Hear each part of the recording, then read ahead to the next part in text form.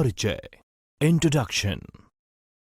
आज आईटी और IT systems हमारे दैनिक जीवन के व्यापक और अभिन्न अंग बन गए हैं। ऑनलाइन लेन देन यानी online transactions, online banking, online purchases, debit card का उपयोग, क्रेडिट कार्ड और हाउस होल्ड बिल्स का ऑनलाइन भुगतान आधुनिक जीवन का अहम हिस्सा है। हम खरीदारी, शिक्षा, मनोरंजन, व्यवसाय और कई अन्य उद्देश्यों के लिए कंप्यूटर्स का उपयोग कर रहे हैं। इसलिए हमारी पर्सनल इंफॉर्मेशन, मेडिकल रिकॉर्ड, कर रिकॉर्ड, स्कूल और कॉलेज रिकॉर्ड सहित सभी प्रकार के विवरण इन कंप्यूटर्स में जमा किए जाते हैं। साइबर सिक्योरिटी को कंप्यूटर सिक्योरिटी के रूप में भी जाना जाता है। साइबर सुरक्षा का अर्थ कंप्यूटर हार्डवेयर, सॉफ्टवेयर, डेटा या सूचना आदि, साथ ही कंप्यूटर सिस्टम के कामकाज को किसी भी प्रकार के नुकसान, डिस्ट्रप्शन एवं चोरी आदि से सुरक्षा देना है। साइबर सुरक्षा hardware, software, network, database code, internet operator और कंप्यूटर सिस्टम से संबंधित किसी भी चीज पर प्रत्यक्ष या अप्रत्यक्ष रूप से लागू कई सुरक्षा तंत्रों यानी मल्टीपल प्रोटेक्शन मैकेनिज्म का एक संयोजन है। कंप्यूटर पर बढ़ती हुई निर्भरता और समाज में बढ़ते हुए इंटरनेट और स्मार्टफोन के उपयोग की वजह से साइबर सुरक्षा अब प्रतिदिन और अधिक महत्वपूर्ण होती जा रही है। इस अध्याय में साइबर खतरों यानी साइबर थ्रेट्स, इन खतरों से सिस्टम और व्यक्तिगत जानकारियों की सुरक्षा, ट्रस्ट सील और सुरक्षित ब्राउजिंग के बारे में जानकारी शामिल है। आईटी के सामाजिक, कानूनी और नैतिक पहलुओं को भी इसमें शामिल किया गया है। मैलवेयर। मैलवेयर को आमतौर पर हानिकारक उद्देश्य वाले सॉफ्टवेयर कोड के रूप में परिभाषित किया जाता है, जो कंप्यूटर से डेटा चोरी या डेटा को नष्ट करने का प्रयास करता है। यह आमतौर पर एक ईमेल अटैचमेंट, सॉफ्टवेयर डाउनलोड या ऑपरेटिंग सिस्टम की कमजोरियों के माध्यम से कंप्यूटर में प्रवेश करता है। मुख्यतः मैलवेयर इन प्रकारों में पाए जाते हैं: वायरस, ट्रोजन हॉर्सेस और स्पाईवेयर। वायरस एक सॉफ्टवेयर प्रोग्राम है जो आमतौर पर आपके ज्ञान के बिना अन्य किसी सॉफ्टवेयर प्रोग्राम में स्वयं की प्रतिकृति बनाता है और स्वयं को छुपाता है। कंप्यूटर वायरस फैलाने का सबसे आम तरीका वायरस को किसी भी ईमेल अकाउंट में मौजूद एड्रेस बुक में दर्ज सभी मेल आईडीज को मेल द्वारा प्रेषित करके किया जाता है। कई बार वायरस सीधे तौर पर नुकसान नहीं पहुंचाते, लेकिन जब वायरस अपनी प्रतिकृति लगातार बनाना जारी रखते हैं तो नेटवर्क भारी ट्रैफिक की वजह से अंत में धीमा पड़ जाता है।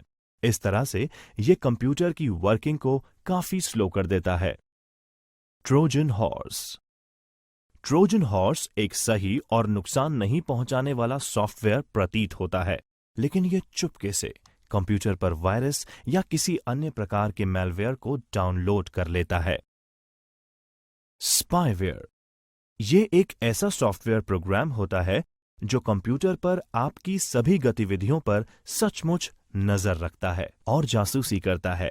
यह आपकी सभी गतिविधियों को रिकॉर्ड करता है, जैसे वेबसाइट ब्राउजिंग इत्यादि। स्पाईवेयर का एक और रूप की लॉगर के रूप में जाना जाता है। की लॉगर आपके सभी की स्ट्रोक्स रिकॉर्ड करता है।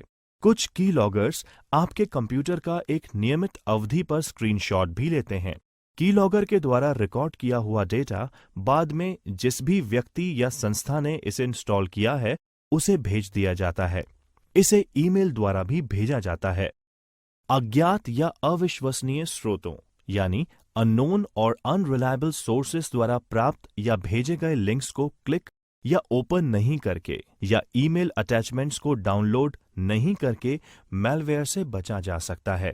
आपको यह भी सुनिश्चित करना चाहिए कि आपने एक मजबूत एंटीवायरस प्रोग्राम इंस्टॉल किया है और ऑपरेटिंग सिस्टम के नवीनतम अपडेट अपने कंप्यूटर पर इंस्टॉल किए हैं।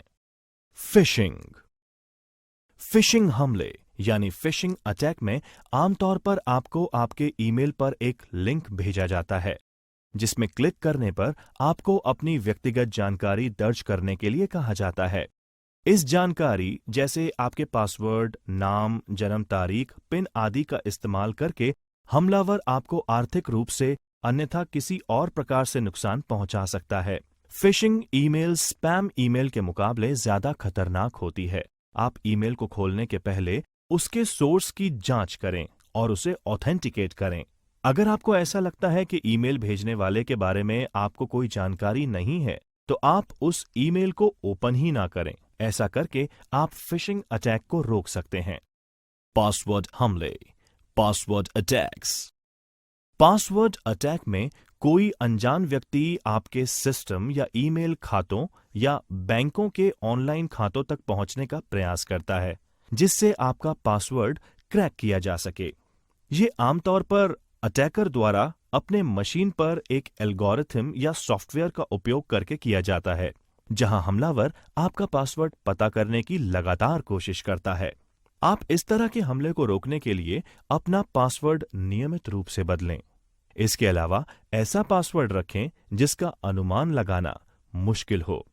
आप अपने पासवर्ड में बड़े अक्षर यानी upper case letters, lower case letters, numbers और स्पेशल कैरेक्टर्स जैसे @ एक्सक्लेमेटरी, परसेंटेज, हैश आदि का मिश्रण रखें और पासवर्ड न्यूनतम 8 कैरेक्टर का रखें। आपको यह भी सुनिश्चित करना चाहिए कि आपके पासवर्ड किसी भी फाइल में स्टोर नहीं हो। पासवर्ड हमले, पासवर्ड अटैक्स। पासवर्ड अटैक में कोई अनजान व्यक्ति आपके सिस्टम या ईमेल खातों या बैंकों के ऑनलाइन खातों तक पहुंचने का प्रयास करता है, जिससे आपका पासवर्ड क्रैक किया जा सके। ये आमतौर पर अटैकर द्वारा अपने मशीन पर एक एल्गोरिथम या सॉफ्टवेयर का उपयोग करके किया जाता है, जहां हमलावर आपका पासवर्ड पता करने की लगातार कोशिश करता है। आप इस तरह के हमले को रोकने के लिए अपना पासवर्ड नियमित रूप से बदलें। इसके अलावा ऐसा पासवर्ड रखें जिसका अनुमान लगाना मुश्किल हो। आप अपने पासवर्ड में बड़े अक्षर यानी upper case letters, lower case letters, numbers और स्पेशल कैरेक्टर्स जैसे @ एक्सक्लेमेटरी, परसेंटेज, हैश आदि का मिश्रण रखें और पासवर्ड न्यूनतम 8 कैरेक्टर का रखें। आपको यह भी सुनिश्चित करना चाहिए कि आपके पासवर्ड किसी भी फाइल में स्टोर नहीं हो। Denial of service attacks. इस मेथड में हमलावर ट्रैफिक या डेटा को आपके कंप्यूटर सिस्टम को भेजने के लिए कई अन्य कंप्यूटर्स का उपयोग करता है, जो आपके कंप्यूटर सिस्टम को ओवरलोड कर देते हैं और आपका सिस्टम कार्य करना बंद कर देता है। इस हमले को रोकने का सबसे अच्छा तरीका यह है कि आप सिस्टम को ऑनलाइन सुरक्षा निगरानी यानी ऑनलाइन सिक्योरिटी मॉनिटरिंग में रखें। नियमित रूप से सॉफ्टवेयर अपडेट करते रहें और आपके कंप्यूटर सिस्टम में आने वाले डेटा की निगरानी करते रहें, ताकि आप सही समय पर इस समस्या को पहचान सकें और उसका समाधान भी कर सकें। मेलवर्टाइजिंग। इस प्रकार के साइबर हमले में साइबर हमलावर एक विज्ञापन नेटवर्क का उपयोग करके विभिन्न वेबसाइट्स पर संक्रमित विज्ञापनों को अपलोड कर देता है। आप जब इन वेबसाइट्स पर जाते हैं और इन विज्ञापनों पर क्लिक करते हैं, तो एक मैलवेयर आपकी मशीन पर डाउनलोड हो जाता है। इसे रोकने का सबसे अच्छा तरीका यह है कि आप कॉमन सेंस का उपयोग करें और उन विज्ञापनों पर क्लिक ना करें जो आपको अवास्तविक से लगते हों, जैसे मुफ्त सामान देने का वायदा करने वाले विज्ञापन।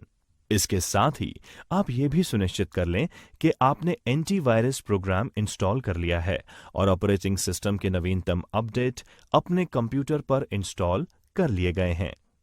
वेब हमले, वेब अटैक्स। अधिकांश वेबसाइट यूजर्स को वेबसाइट से इंटरैक्ट करने की सुविधा देते हैं। इन इंटरैक्शन के माध्यम से वेबसाइट व्यक्तिगत जानकारी या वेबसाइट द्वारा आवश्यक किसी भी अन्य इनपुट का विवरण पूछा जा सकता है। वेब आधारित हमले इन इंटरैक्शन के माध्यम से हो सकते हैं। SQL इंजेक्शंस में लॉगिन फॉर्म्स में उपस्थित यूजर नेम एवं पासवर्ड फील्ड्स के द्वारा SQL कमांड यानी स्ट्रक्चर्ड क्वेरी लैंग्वेज इनपुट करके सर्वर पर एग्जीक्यूट करवाया जाता है। इससे आपका सिस्टम गलत ढंग से काम करना शुरू कर देता है। यह सबसे आम साइबर अटैक्स में से एक है। वेब हमले। Web attacks. अधिकांश वेबसाइट यूजर्स को वेबसाइट से इंटरैक्ट करने की सुविधा देते हैं। इन इंटरैक्शन के माध्यम से वेबसाइट व्यक्तिगत जानकारी या वेबसाइट द्वारा आवश्यक किसी भी अन्य इनपुट का विवरण पूछा जा सकता है। वेब आधारित हमले इन इंटरैक्शन के माध्यम से हो सकते हैं।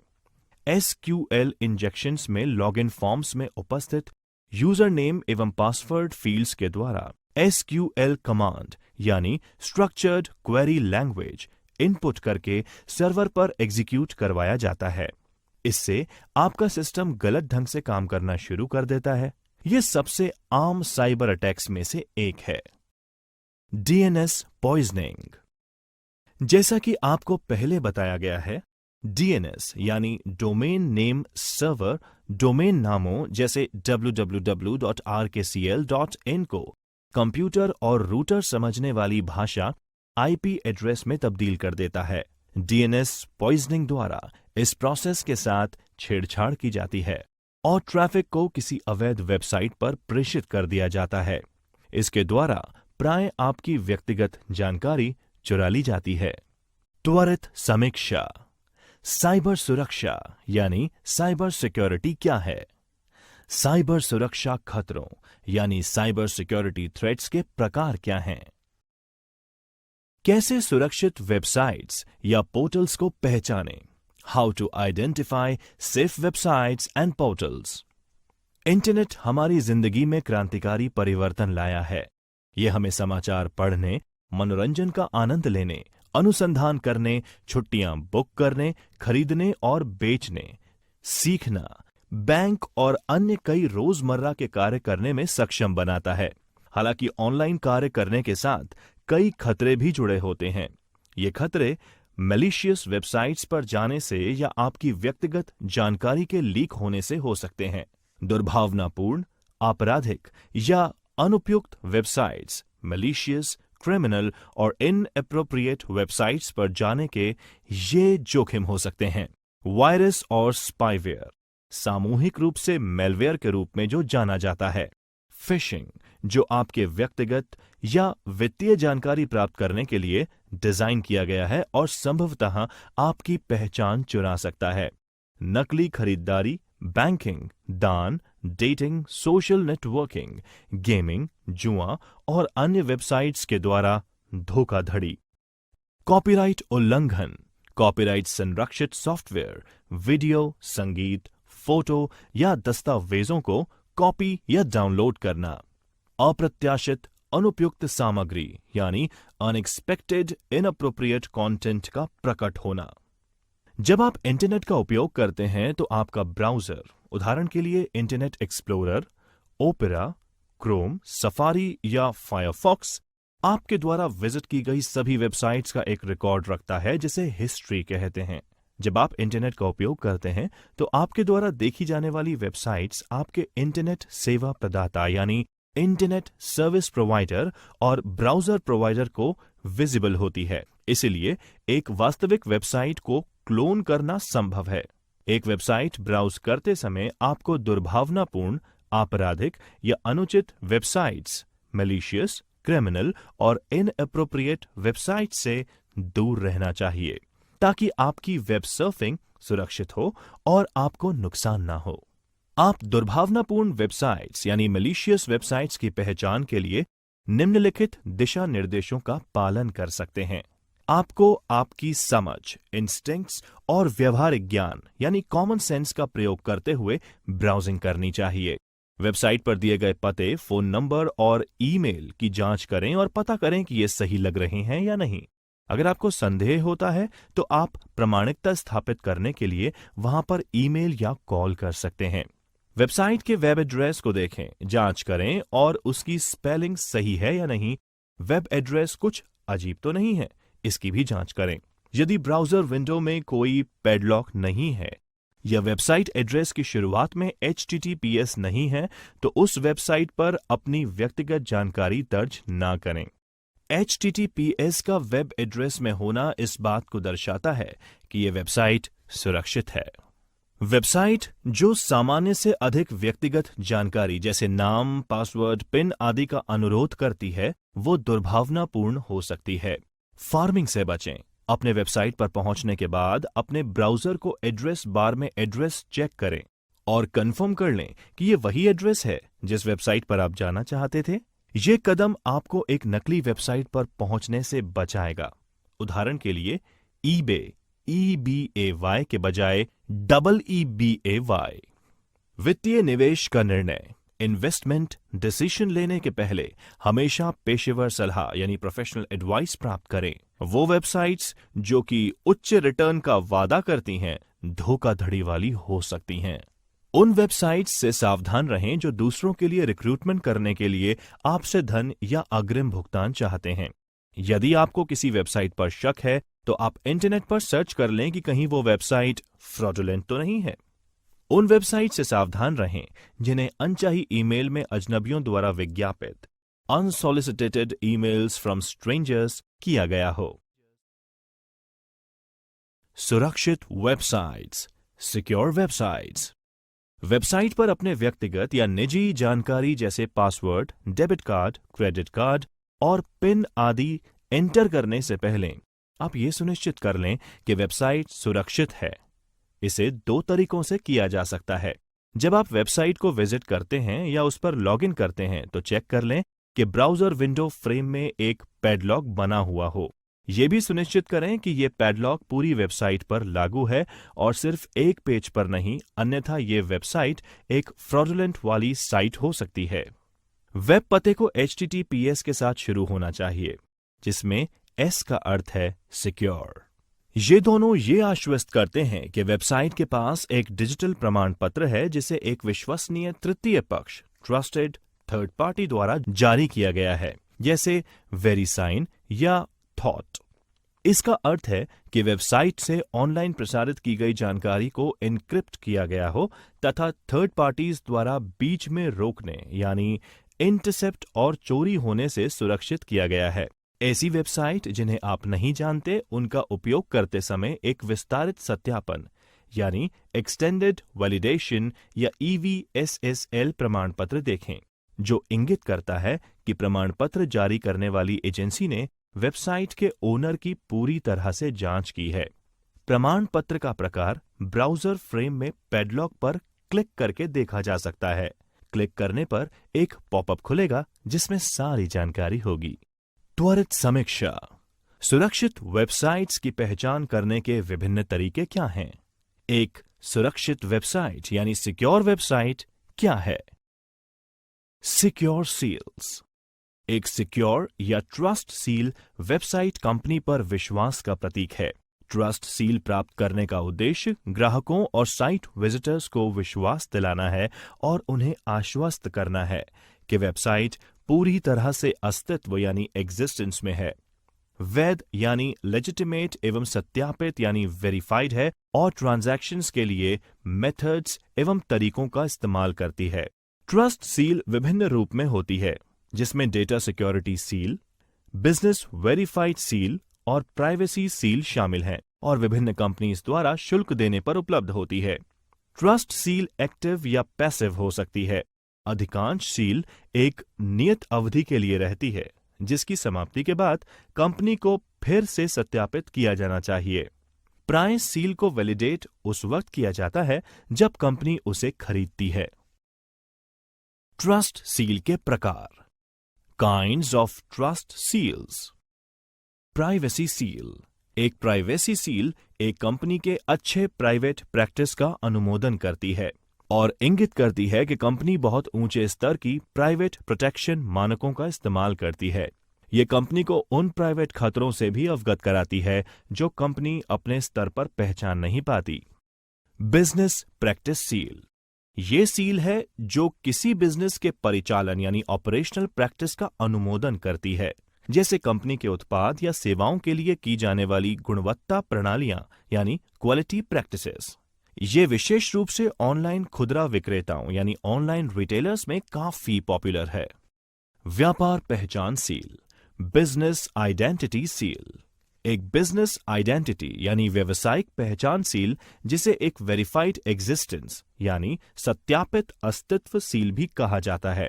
ये वह है जो वैधानिक विवरण यानी स्टैट्यूएटरी डिटेल्स, संपर्क विवरण यानी कॉन्टैक्ट डिटेल्स, प्रबंधन विवरण यानी मैनेजमेंट डिटेल्स आदि कई मापदंडों की पुष्टि करके कंपनी के कानूनी, भौतिक और वास्तविक अस्तित्व का सत्यापन करती है। इसे लेने वाली कंपनीज की साख बढ़ती है और ये संभावित ग्राहकों का विश्वास बढ़ाने में भी कारगर सिद्ध होती है। एक सत्यापित ट्रस्ट सील यानी वेरीफाइड ट्रस्ट सील देने वाली कंपनी पूरी मेहनत एवं परिश्रम से ही किसी भी बिजनेस को सत्यापित करती है। सुरक्षा सील, security seals. Security trust seal, trust seal सत्यापन यानी ट्रस्ट सील वेरिफिकेशन का सबसे लोकप्रिय प्रकार है। इसके दो प्रकार हैं, सर्वर वेरिफिकेशन और site verification. Server verification services hosting server पर दैनिक स्कैन करती है और सुनिश्चित करती है कि नवीनतम पैचेस यानी लेटेस्ट पैचेस को सर्वर पर इंस्टॉल किया गया है और वेरीफाई करती है कि कई सर्वर किसी भी तरह के हमलों में सक्षम हैं या नहीं। वेबसाइट सत्यापन सेवा, वेबसाइट वेरिफिकेशन सर्विसेज, जांच करके ये सुनिश्चित करती है कि ग्राहकों को सामान्य परिस्थितियों में सामान्य खतरों यानी cross site scripting, XSS, SQL injection से सुरक्षित किया गया है। ट्रस्ट सील के प्रकार, kinds of trust seals. Privacy seal, एक प्राइवेसी सील एक कंपनी के अच्छे प्राइवेट प्रैक्टिस का अनुमोदन करती है और इंगित करती है कि कंपनी बहुत ऊंचे स्तर की प्राइवेट प्रोटेक्शन मानकों का इस्तेमाल करती है। ये कंपनी को उन प्राइवेट खतरों से भी अवगत कराती है जो कंपनी अपने स्तर पर पहचान नहीं पाती। बिजनेस प्रैक्टिस सील, ये सील है जो किसी बिजनेस के परिचालन यानी ऑपरेशनल प्रैक्टिस का अनुमोदन करती है, जैसे कंपनी के उत्पाद या सेवाओं के लिए की जाने वाली गुणवत्ता प्रणालियां यानी क्वालिटी प्रैक्टिसेस। ये विशेष रूप से ऑनलाइन खुदरा विक्रेताओं यानी ऑनलाइन रिटेलर्स में काफी पॉपुलर है। व्यापार पहचान सील, बिजनेस आइडेंटिटी सील, एक बिजनेस आइडेंटिटी यानी व्यवसायिक पहचान सील, जिसे एक वेरीफाइड एग्जिस्टेंस यानी सत्यापित अस्तित्व सील भी कहा जाता है। ये वह है जो वैधानिक विवरण यानी स्टैट्यूएटरी डिटेल्स, संपर्क विवरण यानी कॉन्टैक्ट डिटेल्स, प्रबंधन विवरण यानी मैनेजमेंट डिटेल्स आदि कई मापदंडों की पुष्टि करके कंपनी के कानूनी, भौतिक और वास्तविक अस्तित्व का सत्यापन करती है। इसे लेने वाली कंपनीज की साख बढ़ती है और ये संभावित ग्राहकों का विश्वास बढ़ाने में भी कारगर सिद्ध होती है। एक सत्यापित ट्रस्ट सील यानी वेरीफाइड ट्रस्ट सील देने वाली कंपनी पूरी मेहनत एवं परिश्रम से ही किसी भी बिजनेस को सत्यापित करती है। सुरक्षा सील, सिक्योरिटी सील्स।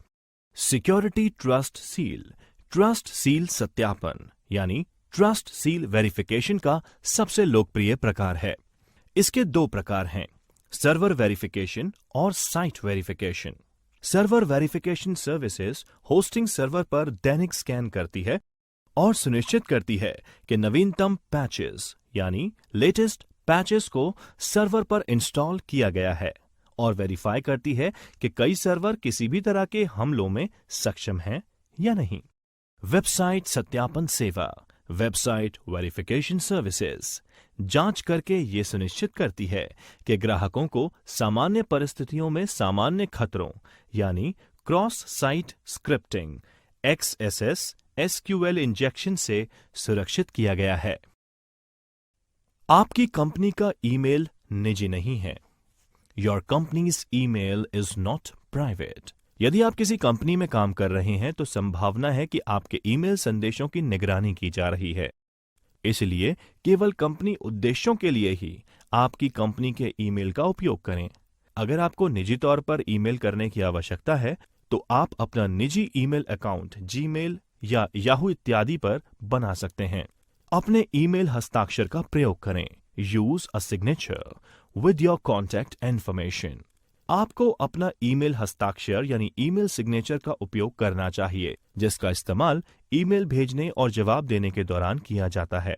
आपके ईमेल हस्ताक्षर में आपका नाम, पदनाम, कंपनी का नाम, संपर्क नंबर, ईमेल पता, वेबसाइट आदि का लिंक शामिल हो सकता है। स्पेल चेकर का प्रयोग करें। Use spell checker.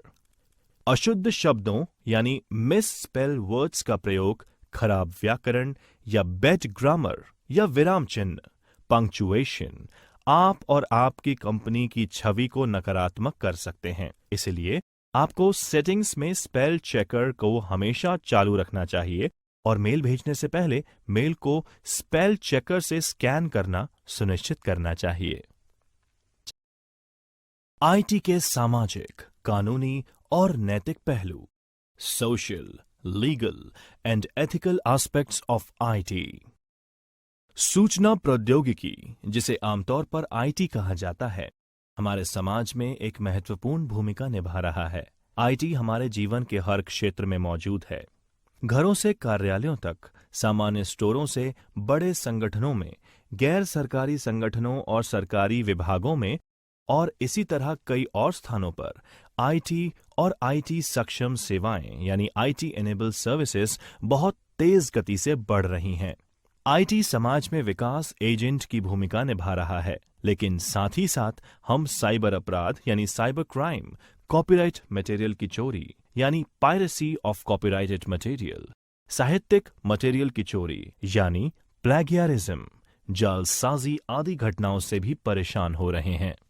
Social networking के बढ़ते गहरे प्रभाव की वजह से जहां एक तरफ लोग अपने करीबी लोगों के साथ जुड़ते जा रहे हैं, वहीं दूसरी तरफ साइबर अपराधी यानी साइबर क्रिमिनल्स सामाजिक इंजीनियरिंग यानी सोशल इंजीनियरिंग के जरिए लोगों की कीमती जानकारी प्राप्त करके उन्हें नुकसान पहुंचाने की रणनीति तैयार कर रहे हैं। डिजिटल साक्षरता यानी डिजिटल लिटरेसी में वृद्धि के कारण हम साइबर अपराधों में भारी वृद्धि देख रहे हैं। हालांकि सरकार इन स्थितियों से निपटने के लिए अपने कानूनी ढांचे यानी लीगल फ्रेमवर्क में आवश्यक सुधार कर रही है एवं दिशा निर्देश बना रही है। हमारी संस्थाएं, कंपनीज और फर्म आईएसओ यानी इंटरनेशनल ऑर्गेनाइजेशन फॉर स्टैंडर्डाइजेशन की अंतर्राष्ट्रीय आवश्यकताओं और दिशा निर्देशों को पूरा करने के लिए खुद को तैयार कर रही हैं। आईएसओ 27001 अंतर्राष्ट्रीय साइबर सुरक्षा मानदंड यानी इंटरनेशनल साइबर सिक्योरिटी स्टैंडर्ड है, जो एक सूचना सुरक्षा प्रबंधन प्रणाली यानी इंफॉर्मेशन सिक्योरिटी मैनेजमेंट सिस्टम की स्थापना, कार्यान्वयन, संचालन, निगरानी, समीक्षा, रखरखाव और सुधार के लिए एक मॉडल प्रदान करता है। भारत में आईटी के लिए कानूनी ढांचा, legal framework for IT in India. भारतीय आईटी अधिनियम 2000 यानी इंडियन आईटी एक्ट 2000। ये भारत में साइबर अपराध और इलेक्ट्रॉनिक कॉमर्स से संबंधित प्राथमिक कानून यानी प्राइमरी लॉ है। ये अधिनियम इलेक्ट्रॉनिक अभिलेखों और डिजिटल हस्ताक्षरों को मान्यता देकर इलेक्ट्रॉनिक प्रशासन के लिए कानूनी रूपरेखा यानी legal framework for electronic governance प्रदान करता है। यह साइबर अपराधों और उनके लिए निर्धारित दंड यानी पेनल्टीज भी परिभाषित करता है। धारा 65 सेक्शन 65 कंप्यूटर सोर्स कोड के साथ छेड़छाड़ यानी टैंपरिंग। धारा 66 हैकिंग और कंप्यूटर अपराध। धारा 43 इलेक्ट्रॉनिक अभिलेखों यानी इलेक्ट्रॉनिक रिकॉर्ड्स के साथ छेड़छाड़ करना। धारा 67 इलेक्ट्रॉनिक रूप में अश्लील यानी ऑब्सीन जानकारी छापना। भारतीय कॉपीराइट अधिनियम 1957, इंडियन कॉपीराइट एक्ट 1957। यह कॉपीराइट अधिनियम ये निर्धारित करता है कि कोई भी व्यक्ति जो जानबूझकर कंप्यूटर प्रोग्राम की एक अवैध प्रति यानी illegal copy of computer program बनाता है, ये पनिशेबल होगा। कंप्यूटर प्रोग्राम्स हेतु कॉपीराइट प्रोटेक्शन उपलब्ध है, लेकिन कोई पेटेंट प्रोटेक्शन नहीं है। भारतीय दंड संहिता इंडियन पीनल कोड। धारा 406 विश्वासघात का अपराध। धारा 420 धोखाधड़ी और बेईमानी, बोगस वेबसाइट, साइबर धोखाधड़ी। भारतीय संविदा अधिनियम 1872, इंडियन कॉन्ट्रैक्ट एक्ट 1872। कॉन्ट्रैक्ट के उल्लंघन, क्षति और अनुबंध के विशिष्ट प्रदर्शन के मामले में उपचार प्रदान करता है। आज सूचना प्रौद्योगिकी के क्षेत्र में नवाचार समाज के विभिन्न क्षेत्रों में व्यापक प्रभाव डाल रहा है और नीति निर्माता यानी पॉलिसी मेकर्स आर्थिक उत्पादकता यानी इकोनॉमिक प्रोडक्टिविटी, बौद्धिक संपदा यानी इंटेलेक्चुअल प्रॉपर्टी अधिकार, गोपनीयता संरक्षण यानी प्राइवेसी प्रोटेक्शन और सूचनाओं की उपलब्धता और पहुंच की समस्याओं से जुड़े मुद्दों पर काम कर रहे हैं। अभी किए जा रहे प्रयासों एवं हमारे द्वारा चुने गए विकल्पों के बाद में स्थायी परिणाम होंगे, लेकिन साथ ही उनके सामाजिक और आर्थिक प्रभावों यानी सोशल एंड इकोनॉमिक इम्पैक्ट्स पर ध्यान दिया जाना चाहिए। सूचना प्रौद्योगिकी में नैतिकता यानी एथिक्स और नैतिक आचार संहिता यानी एथिकल कोड ऑफ कंडक्ट की बहुत आवश्यकता महसूस की जा रही है। नैतिकता ये निर्धारित करती है कि एक व्यक्ति के लिए क्या अच्छा है, समाज के लिए क्या अच्छा है और इसके हिसाब से लोगों द्वारा किए जाने वाले कार्यों एवं कर्तव्यों को स्थापित करती है।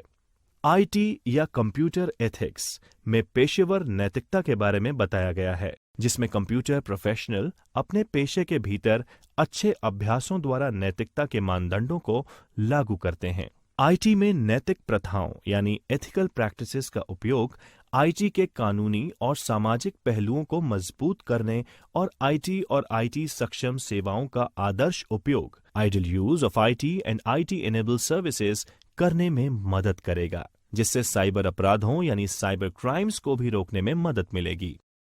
त्वरित समीक्षा: एक उचित ईमेल या प्रॉपर ईमेल लिखने के लिए किन बातों का ध्यान रखना चाहिए? आईटी के लिए कानूनी ढांचे यानी लीगल फ्रेमवर्क क्या हैं?